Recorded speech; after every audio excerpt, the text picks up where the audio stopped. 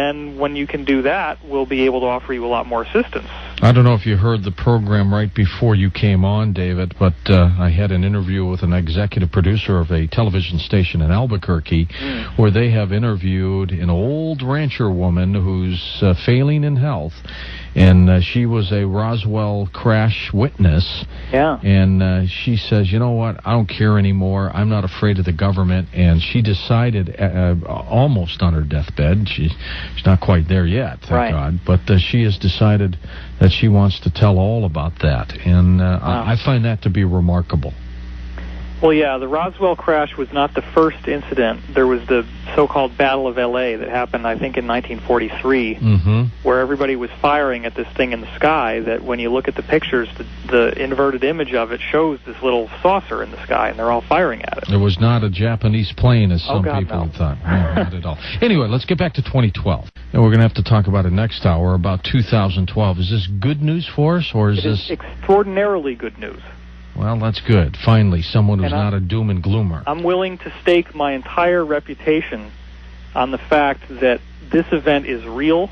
We can scientifically explain with hyperdimensional physics what's happening, how it will happen, how it will affect DNA, how it will affect consciousness, how it will affect spirituality. And we also know and have a pretty good idea of what we're going to be able to do after it happens. We will be able to levitate. We will be able to fast forward and rewind linear time like a videotape. We'll be able to do instant healing, instant telepathy. This is a phenomenal change in a human being. It's on the level of what happened to Neo at the end of the first Matrix movie. And the Mayans knew about this. They sure did. That's why they called it the New World, the Fifth World. David, let's talk a little bit about this 2012 moment. Did it come to you in some kind of prophetic, intuitive way, or somewhat differently? Well, in this case, it was a product of research and finding out. I mean, let's set up the story a little bit here.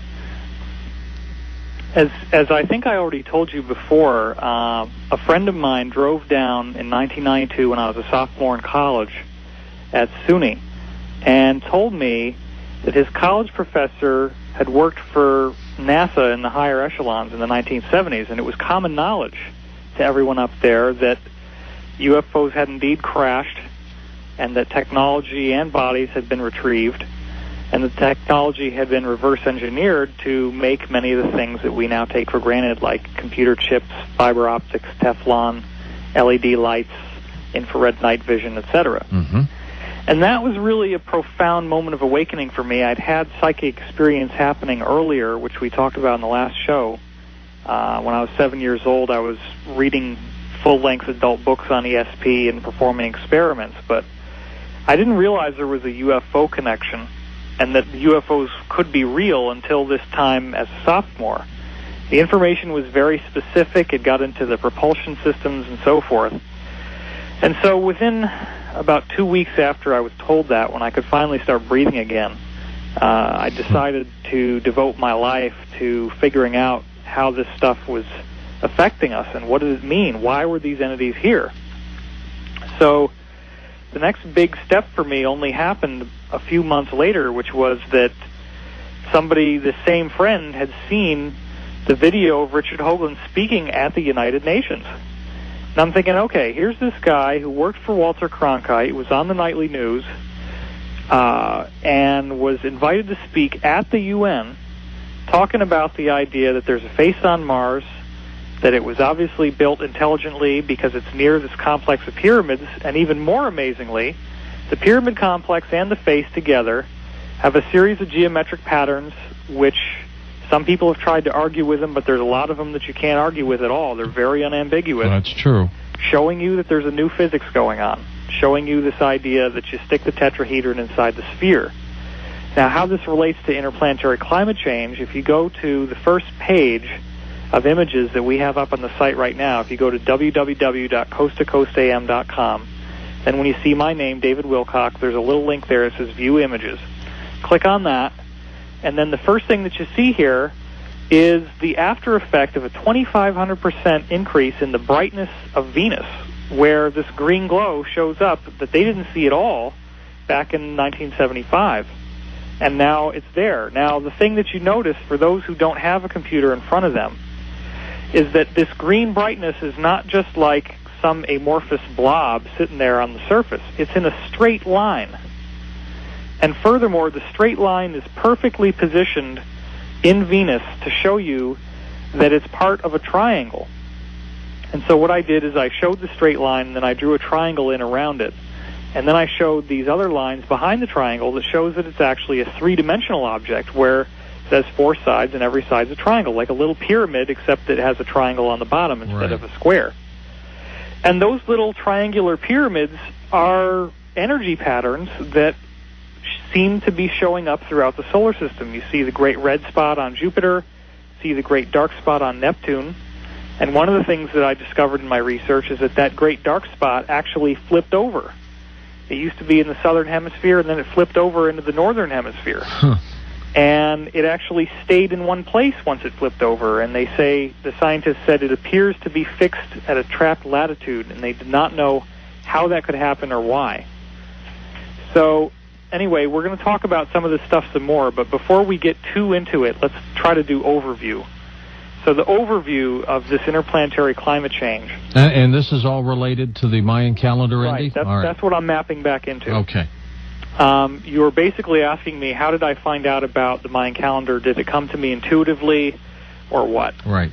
So Richard's work got me excited about this hyperdimensional physics, and I said, if he's discovered this, there's got to be a heck of a lot more going on than just what he's got so far. And I really became passionately dedicated to it. So in the ensuing 3 years, I had no intention that I would ever be channeling. I didn't even want to read channel books because I was in a scientific mindset. And it was after 3 years that I'd read probably some 500 books and could recite back whatever the book said. And when I applied to a graduate school for metaphysical study, I handed them the whole list, and I said, hey, look, you pick any book on that entire list, and I will give you on the spot a 15-minute discourse on its contents.